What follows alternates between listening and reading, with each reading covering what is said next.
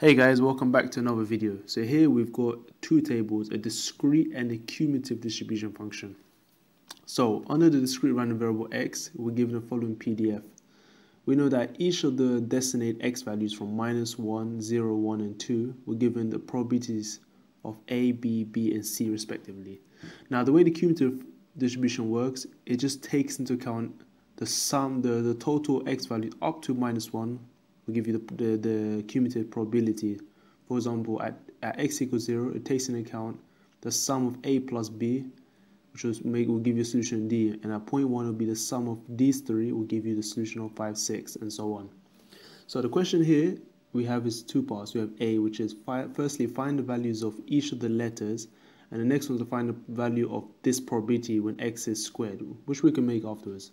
For now, let's work out part A. So for part A, let's do it here. Let's call this one part A and part B.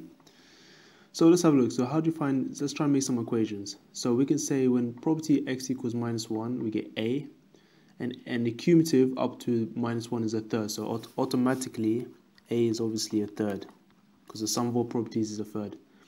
Up until the second part, we got D. So if we add up A plus B up until x0, we'll get a value of D. So we can say A plus B must give us D. Next one, we got A plus B must give us 5, 6. So we can say A plus 2B's must give us 5/6. Alright.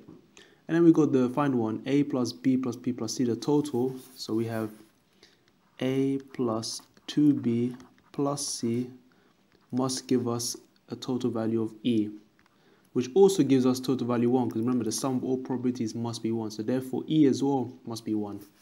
So we can update these values. So we've got A as a third and E is 1. Okay, that's the easy ones. Now let's start plugging in the values we know. So because we know A is a third, if we plug into this third equation, we're going to have 1/3 plus 2B equals 5/6.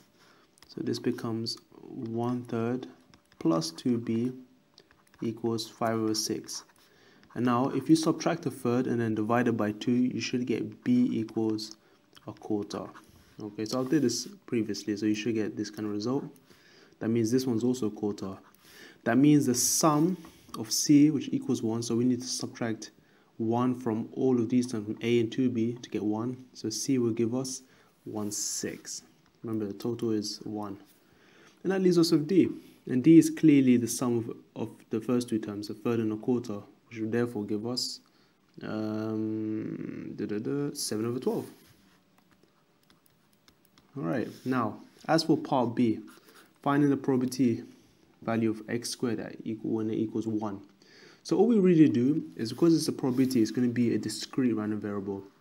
If it was a function, it would be in this table. So because we're doing x squared equals 1, we need to make a new variable here, call it x squared, and then square every single value here. So the square of -1 will be 1, the square of 0 is 0, 1, and then 4. Because we want the probability to equal 1, we're concerned about these values here. Okay? So we're concerned about the probability value of these two. So this clearly tells us that when x squared equals 1, it could either be a third or a quarter.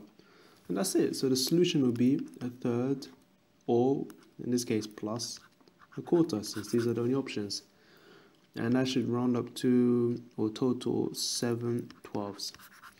And that's it, guys. I mean, I hope this video helped.